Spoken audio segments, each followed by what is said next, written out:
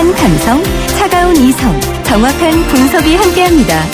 뜨거움과 따뜻함이 함께하는 시간, 신율의 출발 새 아침. 신율의 출발 새 아침 3부 순서 시작합니다. 오늘 3부에서는 아주 정말 우리나라에서 독특하게 아마 좀처럼 보기 힘든 일에 대해서 좀 심층적으로 알아볼 텐데요. 바로 난민에 관한 문제입니다. 여러분은 난민 어떻게 생각하시는지 모르겠지만 피치 못해서 고국을 떠날 수밖에 없었던 사람들 아직 이 지구상에 많다라는 사실을 감안하면 우리가 이 문제 절대로 그냥 간과해서는 안 될 것 같습니다. 신율의 출발 새 아침 3부 순서 시작합니다.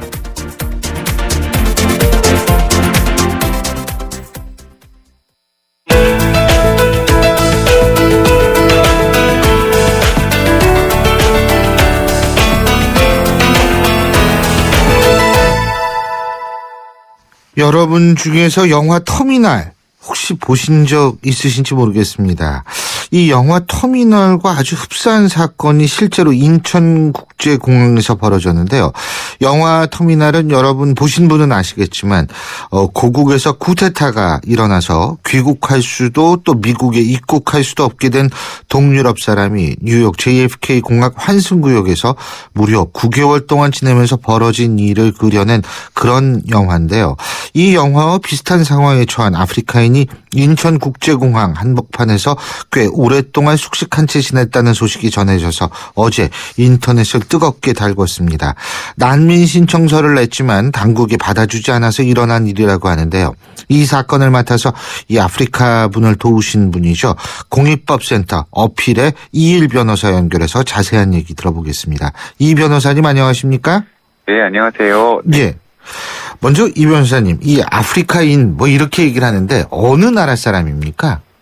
예, 이분이 국적국은 있는데 아직 난민 신청자의 지위여서. 그래서 밝힐 예. 수가 없군요. 알겠습니다. 예, 죄송합니다. 네. 그러면 이 사람은 어떻게 인천공항에 오게 된 거죠? 예, 그러니까 좀 설명드릴 수 있지만 본국에서 부당한 박해를 받을 수밖에 없는 난민 협약상 난민의 지위를 인정할 수 있는 그런 박해를 받을 수 없는 상황이 생겼습니다. 그래서 네. 그 상황이 생겨서 그걸 좀 피하게 방법이 그 나라를 피할 수밖에 없었기 때문에 네. 나라를 피신해서 한국이라는 나라를 찾아서 왔던 건 아니었던 거고요. 그 당시에 비자나 이런 비자 에이전시들을 통해서 찾았다가 다른 나라로 갈 수 있는 곳을 찾다 보니 그 당시에 한국이 이제 갈 수 있는 나라여서 비자를 발급받고 올 수 있는 나라여서 한국을 선택해서 왔던 것인데 처음에 한국이 어디인지도 사실 잘 몰랐던 분이었습니다. 어딘지도 잘 몰랐다. 그렇다면 예. 이게 제가 왜 이 부분이 좀 중요하다고 보냐면은 우리나라가 유명한데 왜 모르냐 이게 아니고요. 실제적으로 정치적 박해를 받았을 가능성이 높은 분이라면 실제로 한국 정도는 당연히 알 수밖에 없는 거고 만일 한국을 잘 모른다면은 정치적 박해의 가능성보다는 경제적 공공상태 때문에 온 분 아닌가 이런 생각이 들어서 여쭤본 거거든요. 예. 그런데 이분의 사유나 이거는 실제로 이제 주장하고 이렇게 어느 정도 입증되고 있는 거는 정치적인 박해의 사유로 좀 포함될 수 있는 내용인 것 같고요. 예. 근데 이분 대부분의 많은 분들이 그렇습니다. 그러니까 한국을 정말 알아서 난민분들이 찾아서 오시는 경우들도 물론 있긴 있지만 가끔은 그런 분들도 있어요. 반기문 유엔 총장 이렇게 되신 이후에 갑자기 한국이 인권 선진국이 아닌가 해서 찾아오시는 난민 자리냐 그런 경우들도 있는데 더 많은 분들은 정말로 이제 우연하게 기회가 열려서 아니면 어떤 환승을 하다가 다른 곳으로 가는 게 좌절되다가 어떻게 하다 보니 한국에 오게 되는 이런 저는 예상치 못한 경우들도 종종 있는. 그러니까 허브공항이라고 얘기를 하지 않습니까 우리가? 예, 맞습니다. 그러니까 허브공항 때문에 일어날 수 있는 일인데 제가 이 정치난민과 경제난민을 구분하는 이유가 지금 전 세계적으로는 정치난민은 거의 받아들여지지만 경제난민 같은 경우에는 받아들여지는 경우가 드물잖아요 사실. 예, 그렇죠. 네. 그래서 이제 제가 여쭤본 건데, 근데 이분은 만일 정치적 박해까지 받았다면 난민 신청서를 냈는데 받아들여지지 않은 이유는 뭐예요? 그렇다면?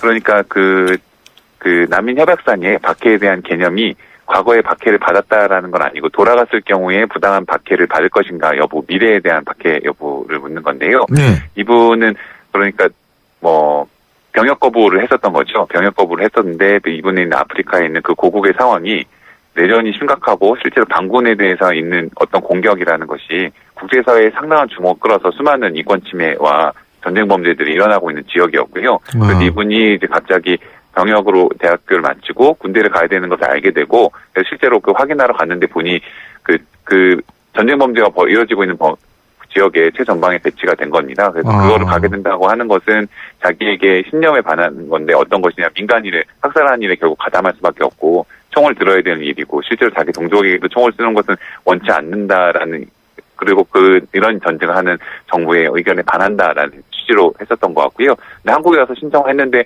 사전심사제도라는 게 하나 있어서 예. 예를 들어 이게 좀 거짓말처럼 보인다라거나 아니면 이 신빙성이 좀 약해 보인다라는 사유 때문에 이제 처음에 사전심사제도를 통과하지 못하셨던 건데입니다. 근데 좀 제도의 원래 운영한 취지하고 맞지 않게 받아들여지지 않았던 면이 있어서 네.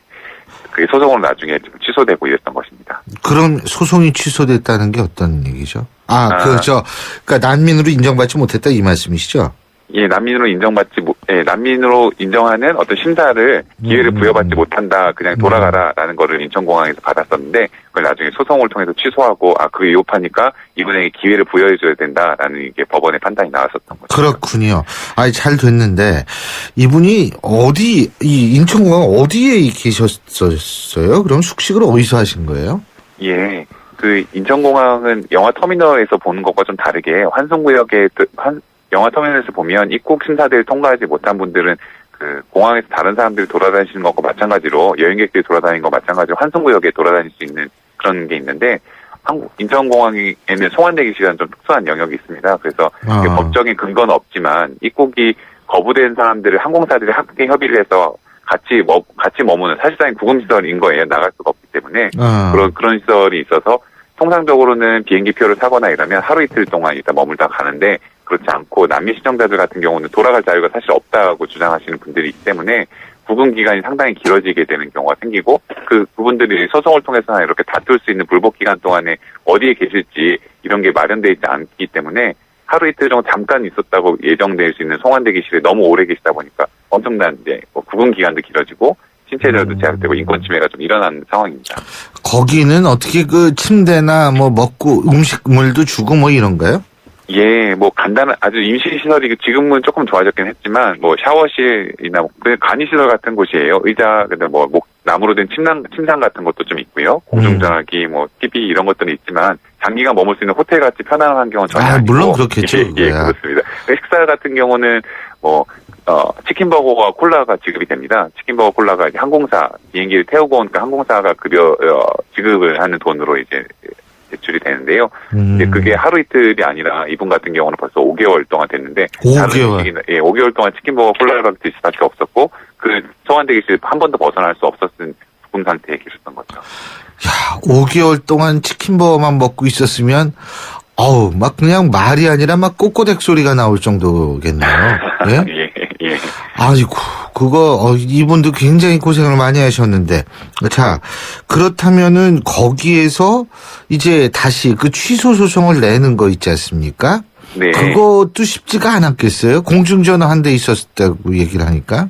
예, 그래서 대화하는 것 자체가 사실 쉽지 않았던 거죠. 언어의 장벽들도 있었을 뿐더러 실제로 변호사를 통해서 공정한 소송을 하고 재판을 하려면 변호사를 만나는 게 가장 중요할 수 있는 그런 그렇죠. 건데 변호인 접견을 할 수 있던 어떤 제도가 그 당시엔 제도화가 되어 있지 않았기 때문에요. 5개월 동안 사실 저도 도와주시면서 만나도 전화로 통화를 하거나 아니면 이메일로 소통을 하거나 이런 것 이외에는 한 번도 만날 수 없었기 때문에 소송 준비하거나 진행하는 데 있어서는 상당히 힘들었죠. 준비하는 입장에서 힘들었지만 이분 입장에서도 뭐가 어떻게 진행되는지 내가 가능성이 있는지 밖에서 나를 도와준다고 하는 전 변호사는 어떤 사람인지 전혀 모르는 상태로 이제 좀 불확실한 미래 속에서 버티셨기 때문에 힘드셨다고 생각합니다. 그러면 이제 법원에서 판단이 나오지 않았습니까? 이 사람에 대한 심사를 다시 하자 이런 판단이죠. 그러니까 법원의 이 판결은. 네, 지금 언론에서 이번에 이제 기사가 나오게 됐던 건 바로 그런 판단이고요. 한 3가지 정도의 쟁점에 대한 소송이 있었는데 아까 첫 번째 말씀드렸던 난민 사전 심사를 통과하지 못했는데 그게 아니라 심사 기회를 부여하고 입국해서 한번 심사 기회를 줘야 된다라고 하는 것이 첫 번째 소송이었고요. 두 번째는 아까 말씀드린 송환대기실이라는 구금시설이 법적인 근거가 없이 운영되는 구금시설이기 때문에 5개월 동안 구금한 거 위협하니 풀어주라 하는 것을 법원이 인신보호법이라는 걸 이용해서 한 두 번째 소송이 있었고 예. 세 번째는 변호인 접견이 전혀 안 되고 있는 아무런 제도가 없었기 때문에 변호사라고 하더라도 만날 수가 없는 상황 이런 기묘한 상황이었는데 그걸 헌법재판소에 위헌 소송을 제기해서 변호인 접견을 막는 것은 공정한 예. 재판을 받을 권리나 이런 거 위헌이다 이런 걸 했는데 그 가처분을 법원이 헌법재판소도 받아줘서 변호인 접견 허용하라 이런 세 가지에서 좋은 결과들이 나왔었던 겁니다. 그렇군요. 그렇다면 이분이 이제 이 세 가지가 다 이제 인정이 됐으면 구금이 풀렸겠네요. 네. 그럼 어디 있어요 지금? 그러니까 송환대기시에서 일단은 아까 풀려났다가 그다음에 예. 첫 번째 소송이 승소해서 결국은 입국을 하셨고요. 근데 아. 지금 있는 곳의 위치는 뭐 명확하게 말씀드리기 어렵지만 서울시에 있는 모처 서울시 안에 살고 계시고요. 아, 그래서 잘 난민 됐네요. 심사를 다른 난민 신청자들과 마찬가지로 심사가 어떻게 앞으로 이루어질지 기다리면서 기다리면서 계십니다. 그러면은 이분 같은 경우에는 자유롭게 밖에 왔다 갔다 하고 뭐 이럴 수는 있는 거예요? 예, 구금되거나 이런 건 전혀 아니고요. 우리나라의 난민 신청자 지금 체류 자격이 부여되어 있는 상태여서 난민 신청자이기 때문에 아직 뭐 취업을 하거나 이런 식의 물론 그럴 활동을 수는 할 수 없겠지만. 자유롭게 이동하거나 다니시는 데는 아무런 지장이 없습니다. 이제 치킨버거 안 먹어도 되고요. 그죠? 예, 그렇죠. 안 먹을 겁니다. 아, 그렇군요. 그런데 이 난민 그렇다면은 어떻게 보세요? 우리 이일 변호사께서 보실 때에는 이분이 난민으로 인정을 받을 가능성이 높다고 보세요? 통계적인 입장에서 보면 한국의 네. 난민 인정률이 지금 약 굉장히 5% 낮죠. 정도밖에 안 돼서 예, 매우 맞습니다. 낮습니다. 그래서 예. 통계적으로만 보면 좀 불분명한 면들이 있지만 이분이 어떤 진술과 여태까지 해오셨던 모든 것들을 보면 저는 반드시 난민 인정이 되어야 되는 분이라고 생각하고 있고요. 그래서 잘 될 수 있을 것이라고 기대하고 있습니다. 이 난민 지위를 얻게 되면 우리 청취자 여러분께 참고적으로 좀 설명을 해 주시는 게 난민 지위를 얻게 되면 우리나라에 있을 수도 있지만 본인이 원하는 국가로 다시 떠날 수도 있는 권리가 생기는 거 아닙니까? 맞죠? 그러니까 아닌가요? 예, 뭐 외국으로 여행증명서 같은 거 발급을 해줍니다. 여행증명서 대한민국 정부가 그렇죠. 여행을 하기 때문에 본국으로는 갈 수는 없지만 다른 예. 나라로 가는 것은 이제 여행은 할 수는 있고요. 근데 그게 우리나라에서 난민 인정했다고 해서 다른 나라에서도 난민 인정을 해주는 것은 아니어서 우리나라에서 계속 체류를 특별한 사유가 없으면 계속해서 할 수 있지만 다른 나라에서도 체류가 안정되거나 이런 건 아니고요. 그렇죠. 예. 그러면 난민 지위를 얻게 되면 말입니다. 예? 네. 그러면은 대한민국 국적을 취득하게 되는 건가요?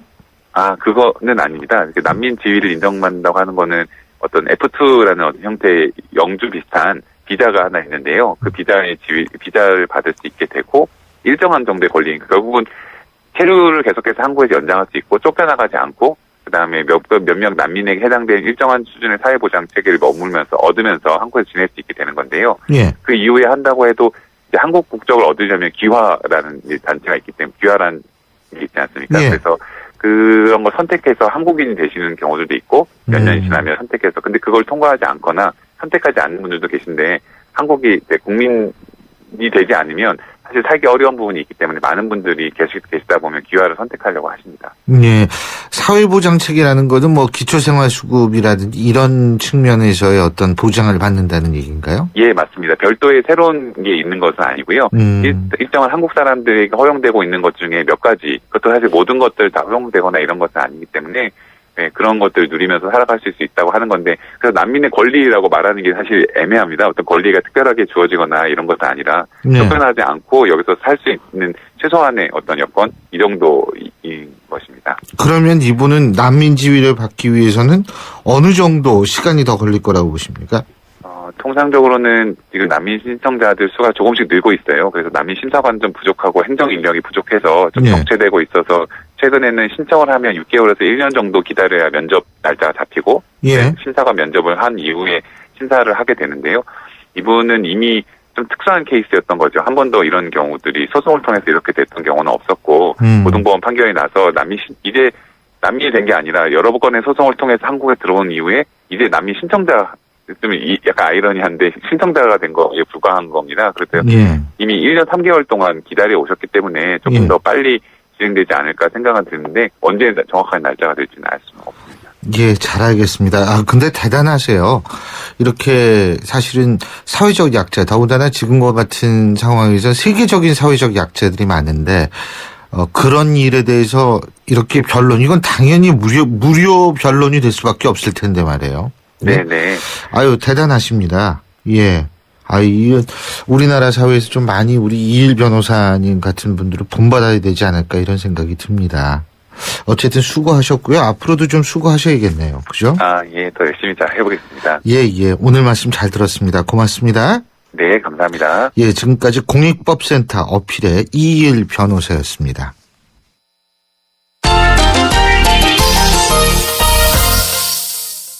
스포츠 소식 알아보겠습니다. 경향신문 김세훈 기자 연결합니다. 김세훈 기자? 네, 안녕하세요. 안녕하세요. 네네. 우리나라 여자 골프의 에이스죠. 박인비 선수. 어제 이 긴급 뉴스로 뜨던데 4개월 만에 우승컵을 추가를 했죠. 그렇죠? 그렇습니다. 싱가포르에서 열린 HSBC 위민스 챔피언스라는 대회였는데요. 세계 랭킹 2위 박인비가 합계 15언더파로 우승을 차지를 했습니다. 4개월 만에 우승컵을 추가했고요. 통산으로 따지면 LPGA 투어 13승째를 기록을 했고요. 나흘 내내 4라운드 내내 보기 없이 아주 좋은 플레이를 했고 특히 마지막 라운드에서는 세계 랭킹 1위인 리디아고 그리고 3위인 스테이시 루이스하고 같은 조에서 경기를 했거든요. 예. 그 압박감 속에서도 안정적인 플레이를 하면서 우승까지 이어져서요. 역시 박인비다라는 걸 다시 한번 실감하게 했고요. 예. 지금 유서연 선수도 공동 4위, 김효주도 공동 8위, 이렇게 우리 선수들이 또 상위권에 많이 올랐습니다. 올 시즌 LPGA 투어가 모두 5개 대회가 열렸죠, 어제까지. 그 중에 4개 대회 우승컵을 우리나라 국적 선수가 가져갔고요. 그 사이에 있는 대회 우승컵 하나는 뉴질랜드 교포인 리디아고가 가져갔습니다. 그러니까 5개 대회 모두를 우리나라계, 한국계 선수들이 우승컵을 싹쓸이한 거죠. 박인비 선수 이제 더 기대가 되는데 어제 경기를 끝나고 인터뷰에서 드라이버, 아이언, 쇼트게임 모든 게 다 한 단계 업그레이드 됐다. 그래서 올 시즌 기대가 많다. 이런 얘기를 했고요. 특히 그린 적중률이 상당히 좋았거든요. 예. 그래서 아마도 이번 경기만큼 내가 잘한 경기가 없을 정도로 경기를 아주 잘했다. 이런 얘기를 했습니다. 예. 우리 선수들이 박인비 선수를 중심으로 시즌 첫 스타트를 아주 잘 끊었으니까 올 시즌 남은 시즌도 기대가 되고요.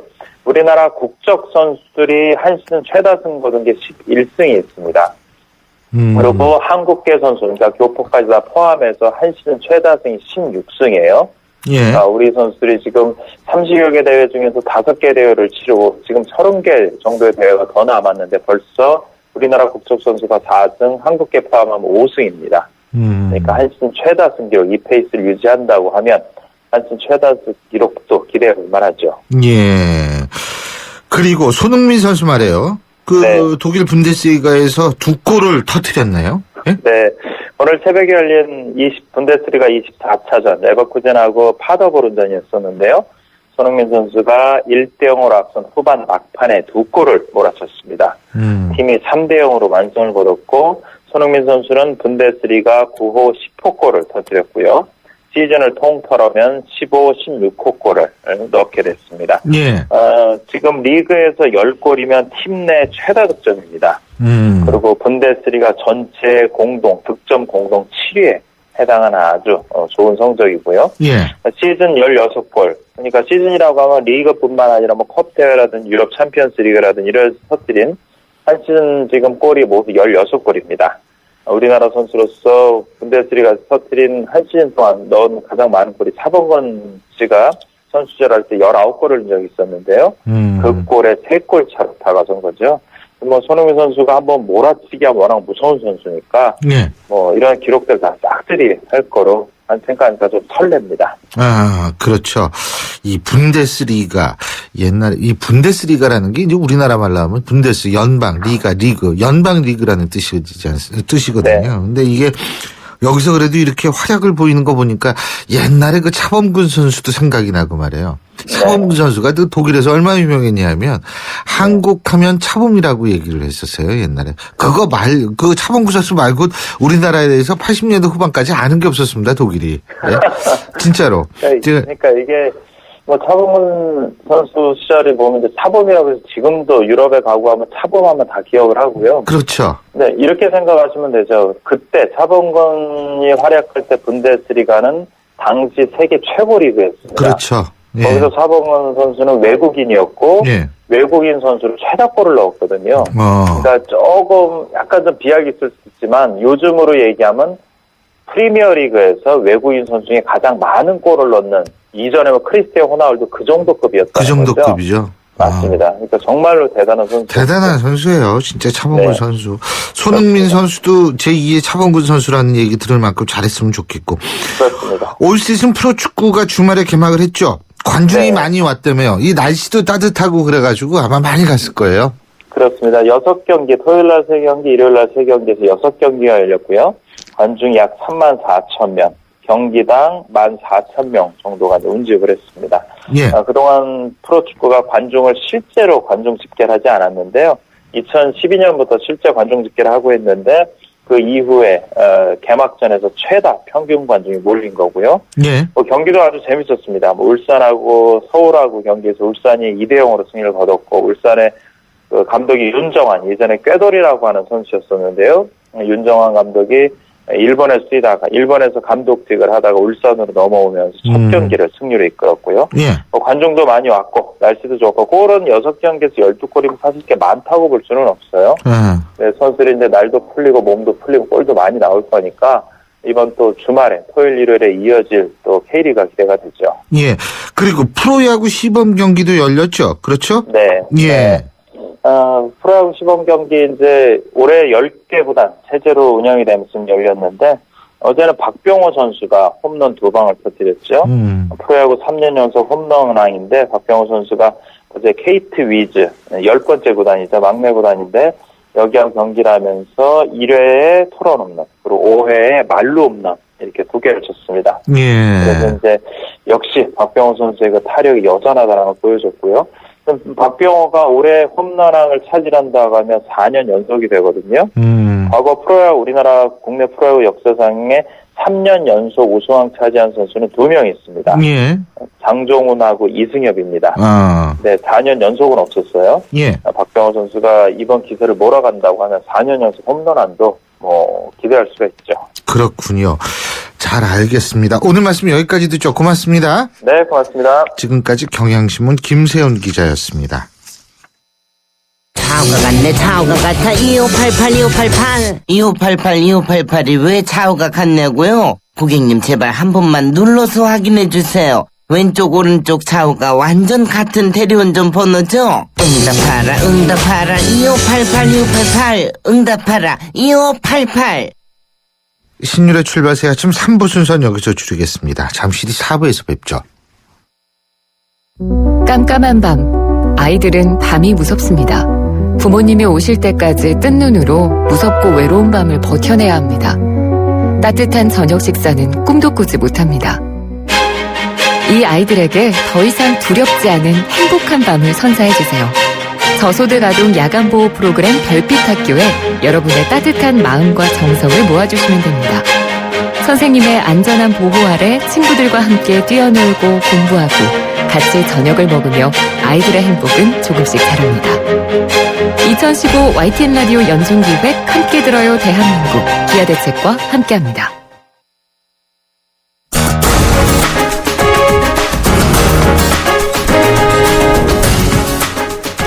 홍태수 박성명의 베스트 워스트 베스트. 점점 완벽해지고 있는 코너의 오프닝과 함께 오늘도 한 주간의 베스트 워스트 황태순 박상병 두 분 평론가와 함께 하겠습니다. 어서 오십시오. 왜 그렇게 좋아하세요? 왜 좋아하냐면요. 점점 완벽해지고 있는 건 사실이에요. 완벽한 게 아니라 네. 저 일주일에 한 번씩 월요일 아침마다 네. 저하고 박상변 박사가 사자와 호랑이가 된 느낌이에요. 아. 그리고 저기 우리 신 교수는 저야 조련사. 조련사.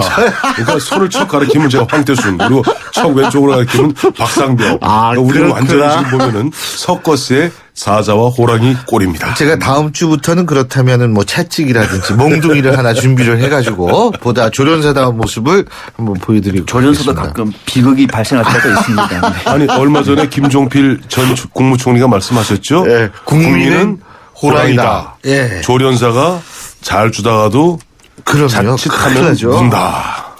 큰일 나죠. 야, 근데 진짜 두 분 진짜 오프닝 완벽했어요. 오늘. 예.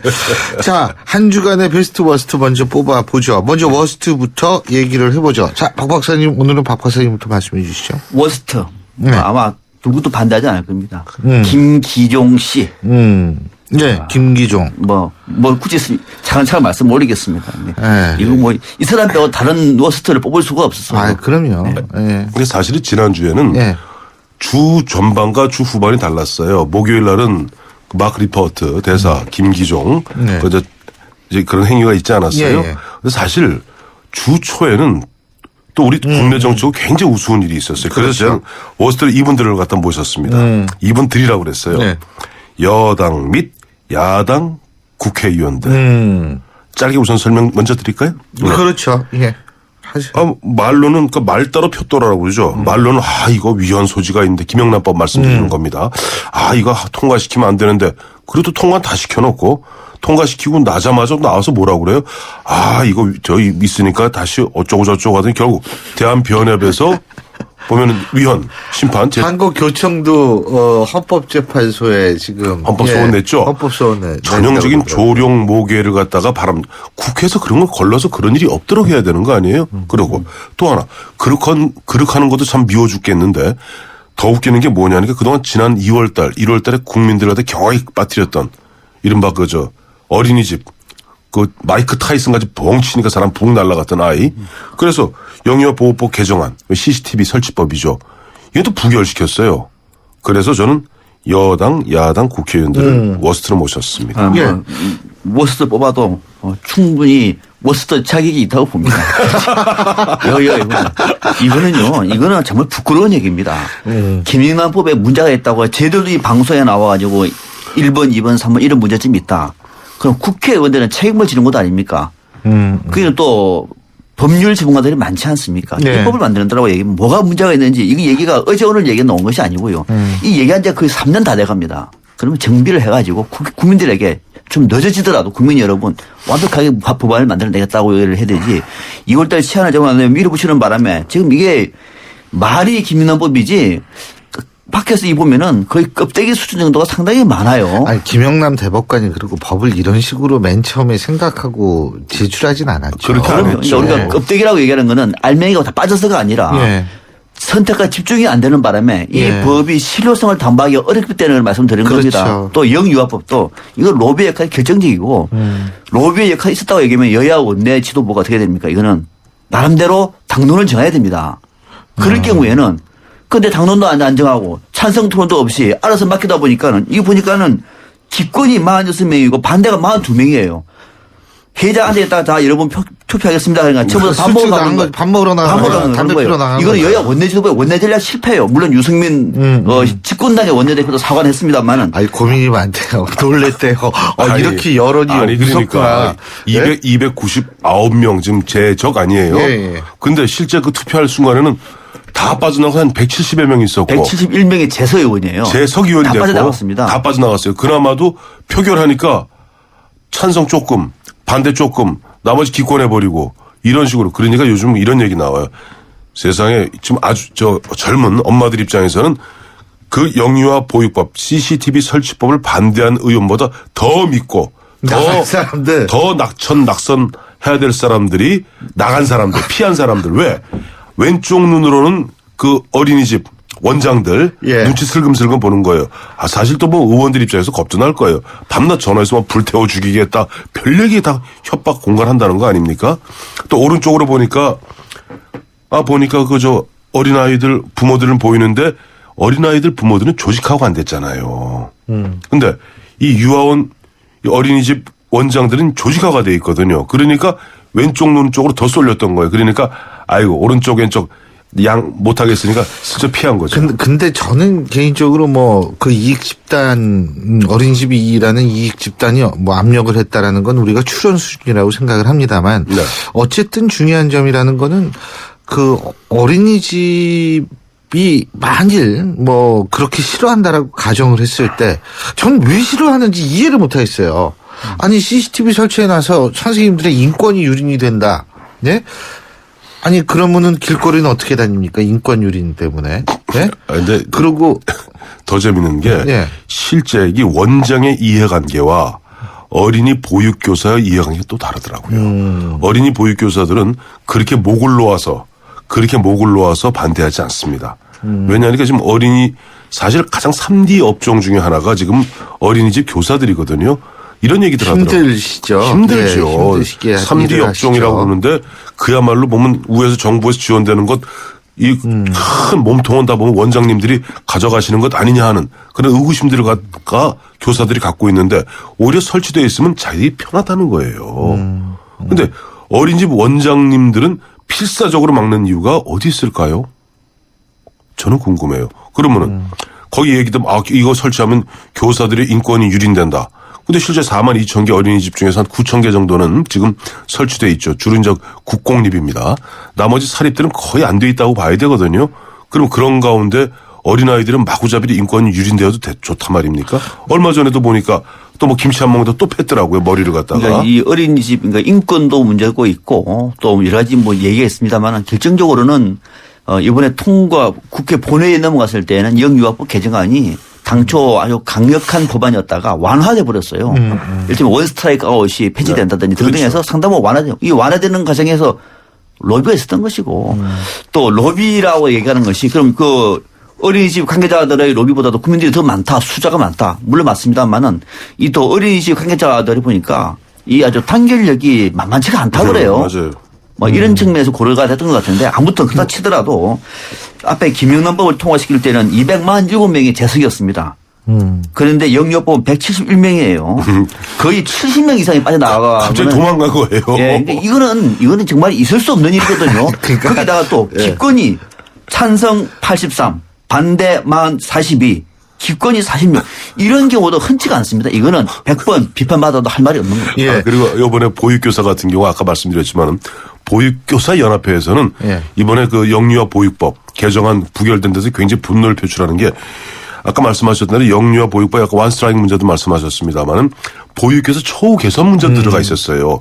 이게 부결됨으로써 지금 그 기대하고 있었던 그야말로 좀 한 120, 30만 원 받는 지금 120, 30만 원 받는다고 그래요. 사설 유아원 저 어린이집 같은 경우는. 그 보면 굉장히 기대에 부풀어 있었다. 이게 부결됨으로써 또 실제 교사들은 상당히 분노하고 있더라고요. 예. 근데 뭐 거듭 말씀드리지만 뭐 이 로비도 하나의 가능성 추론이고 그리고 또 어린이집 원장님들 중에서도 이렇게 그 CCTV에 찬성하시는 분들도 분명히 계실 거라고 저는 생각을 하기 때문에 하여간 국회의원들이 문제라는 건 저는 오늘도 이걸 보니까 말이에요. 네, 그렇죠. 권역별 비례대표의 도입에 찬성하는 한국일보 국회의원 대상으로 이제 설문조사한 건데 전체 223명 중에 74.3%가 권역별 비례대표제는 전체 58.3%는 찬성을 해요. 권역별 비례대표제 도입에. 근데 웃기는 게 뭐냐면 지역구 축소는 78%가 반대를 합니다. 지역구는 그대로 두고. 그거는 이해가 됩니다. 밥그릇 문제죠. 그게. 그러니까 밥그릇이 떨어지니까. 밥그릇이 떨어지니까. 신 교수님. 예? 여기 세상 대한민국에서 대학에서 그래도 대한민국에서 가장 지선이고 가장 점잖은 분들이 교수님들 아니에요? 교수님들 학과 통폐합 한다고 한번 나서 보세요. 재단에서. 솔직히 아시잖아요. 왜 지금 갑자기 왜 그 얘기를 합니까? 그럼 산지제 대학을 갖다가 30%를 갖다가 없애겠다. 문제가 있는 거죠. 그런 거는 이제. 이게 진짜 보면 그 사람들 입장에 먹고 사는 문제거든요. 가장 점잖은 교수님들도 학과 통폐합하겠다는. 국회의원 선출직이도 평생 합니까? 언젠가 그만두는 거지? 언제 그만둬도 기대는 보면 4년, 8년, 12년 할 거로 생각하고 있거든요. 예상이죠. 근데 마찬가지예요. 저희 국립서울대학 같은 경우 보면 굉장히 특히 인문대는 굉장히 과가 쪼개져 있습니다. 그 이유가 왜냐니까 각 과별로. 예를 들어 우리 흔히 얘기 사학과잖아요. 서울대 같은 경우 국사학과, 서양사학과, 동양사학과, 그렇죠. 고고학과 이렇게 4개로 쪼개져 있어요. 절대 학과 통폐합이 안 됩니다. 학과 통폐합 하려고 그러면 제가 그 인문대 출신이라서 말씀을 드리는데 이 죽기 살기로 싸움합니다. 근데 통폐합 됐습니다. 정치학과, 외교학과 통폐합. 그거는 정치 외교학 불어. 그럴 때도 있으니까. 그런 경우도 있는데 이번에 저는 황 의원님 너무 학교 쪽 하지 마시고 신일 교수가 지금 얼굴이 빨개지고 있잖아요. 아니 빨간 거 굉장히 빨개져 있어요. 중요한 건 남이 좀 날 뿐이에요. 이번에 정말로 이 방송을 듣는 우리 깨어있는 YTN 애청자분들은 영유아법과 관련해서만큼은 우리 동네의 국회의원이 어떻게 했는지 지금 인터넷에 들어가면 찬성, 반대, 기권 다 나와 있습니다. 내년에 표로 심판하시면 됩니다. 진짜 그거 잘 만든 게요. 우리 또 금방 잊어먹어요. 아니 제발 잊지 마시라니까요. 그래서 요즘은 저기 우리 박 박사님 말씀하신 대로 요즘 기록 투표로 하게 돼 있잖아요. 특별히 인사에 가는 거 무기명 비밀 투표입니다만은 나머지 기록 투표로 다 전광판에 그대로 다 찍혀 있고요. 그거 사진 캡처한 거 그렇습니다. 열어보시면 얼마든지 나오니까. 내년에 누가 이 반대했는지 새누리당 10명, 새정치민주당 많습니다 등등 해가지고 체크를 해보면은 우리 지역처 의원은 반대하셨구나. 표로서 말하면은 어린이집 관계자부터는 국민이 무섭구나를 알게 되는 건 그럴 때 민주주의가 발전한 겁니다. 맞습니다. 그러니까 어린이집은 4만 2천 개 중에서 아직 9천 개에서 3만 3천 개. 3만 3천 명 원장이 있지만은 더 많은 부모님이 있다 하는 부분을 갖다 깨우쳐줘야 돼요. 저 끼워도 되겠습니까? 김기종 얘기도 잠깐 해야죠. 아니 제가 보니까 아까 슬쩍 와서 아침에 보니까 베스트가 저하고 좀 사실 같아요. 그리고 그게 또 워스트하고도 연결이 되니까 그럼 그럴까요?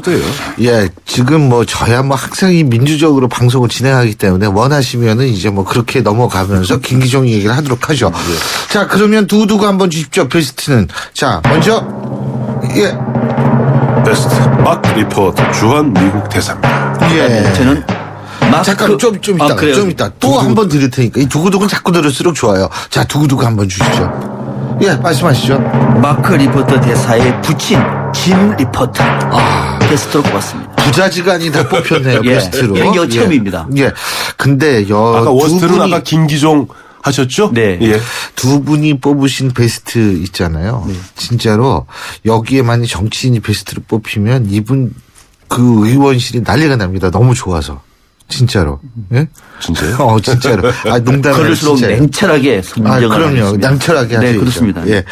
자, 리포트 집안은 완전히 경사가 났어요. 저는요. 마크 리포터 이분에 대해서 우리 주한 미국 대사의 지난주 행보를 보면서 정말로 많은 생각을 하게 되거든요. 정말 나이가 어립니다. 나이가 어리는데 그 의연한 모습이라든지 자기 사건과 관련해서 한미동맹에 대한 또 한국을 사랑하는 이 마음은 좀 감동적이기까지 합니다만 너무 당연한 것이고 저는 이 힘이 어디서 나올까를 반성해요. 이 힘이. 그래서 이게 무슨 외교가에서 단련받은 몸인가 아니면은 태어날 때부터 훌륭한 것인가 등등 따져보다가 답이 찾았어요. 아버지가 훌륭한 사람이에요. 아버지가 짐 리포터인데 좋은 집안에서 아주 좋은 가정교육을 받으면서 부전 역시 한 인격은 집안에서부터 만들어지고 있다는 생각이 들어요. 그래서 중요하다. 특히 미국은. 그래서 물론 마크 리포터 훌륭합니다만 그 아버지가 더 훌륭하다. 그래서 제가 마크를 빼고 짐 리포터를 넣은 겁니다. 아니 근데 진짜 아버지 훌륭하더라고요. 그러니까 이를테면 보세요. 위험을 무릅쓰는 아들이 자랑스럽다. 아들은 사랑하는 한국을 결코 떠나지 않을 것이다. 한국을 떠난다면은 자신이 나약하게 보인다는 것을 알 거다. 그래서 더더욱 그렇게 하지 않을 거다. 그렇게 말하면서 오히려 아들보다 더 의연함을 보이는 이 아버지, 그 아버지의 그 아들. 그래서 저는 아버지를 꼽은 겁니다. 근데 사실 보면 지금 아버지만 잠깐만 얘기하셨는데 어머니 이제 이름은 갑자기 기억이 안 납니다만 집안 식구 다 나오네. 어머니도 발언이 나왔습니까? 어머니도 그 얘기가 나왔어요. 어머니도 원래 외교관이라는 건 그런 것이다. 원래 외교관이라는 것이 미국의 외교라는 것이 꼭 보면 대한민국이나 이렇게 유럽까지 안전한 나라만 있는 게 아니잖아요. 아프리카도 있고 보면은 중동도 있고. 그러니까 사실 얼마 2011년인가 2012년 벵가지에서 보면 당시 미국 대사가 피살되지 않았어요. 그러니까 그런 것이니까 그 어머니 이야기도 그거예요. 원래 외교관이라는 것은 위험을 무릅쓰고 조국을 위해서 일하는 자리다. 그러니까 아버지 어머니의 좋은 교육소에서 마크 리포트 나왔는데 저는 마크 리포트를 갖다 올 베스트로 꼽은 이유는 마크 리포트 개인보다는 마크 리포트를 갖다 통해서 이번에 표출된 여러 가지 현상들 뭐냐니까 첫 번째 나왔을 때 한미 동맹, 한미 관계에 대해서 굉장히 보면 혹시 우리 쪽에서는 반미 감정이 전 미국 쪽에서는 반한 감정, 혐한 감정이 생기지 않을까 했는데 굉장히 마크 리포트. 저는 마크 리포트 꼭 개인의 행동으로 그렇게 나왔다고 보진 않아요. 미국 국무성이라든가 미국의 외교 당국자들하고 철저하게 조율된 가운데 심지어는 같이 갑시다. 그저 보면 트위터에 한국말로 일부러 썼죠. 그다음에 그 다음 날 어제 그제기는 의도적으로 점심을 갈비탕과 김치를 먹고 그것을 그 다음 날 어제죠. 그 오도넬인가요? 공보 참사관 거기 보면 이 얘기하더라고. 김치를 먹으니까 힘이 난다 그럽니다. 이와 같이 자칫 최근에 보면은 이제 조금 한미 간에 조금 서먹서먹해졌던 분위기가 있지 않았습니까? 그런 가운데 어쨌든 한국과 미국의 외교관들이 뭐 재빠르게 움직인 탓인지 어떻게 보면 이 한미가 이렇게 멀어져서는 안 된다는 그런 어떻게 보면 비온 뒤에 땅을 더 굳혀보자는 그런 모습.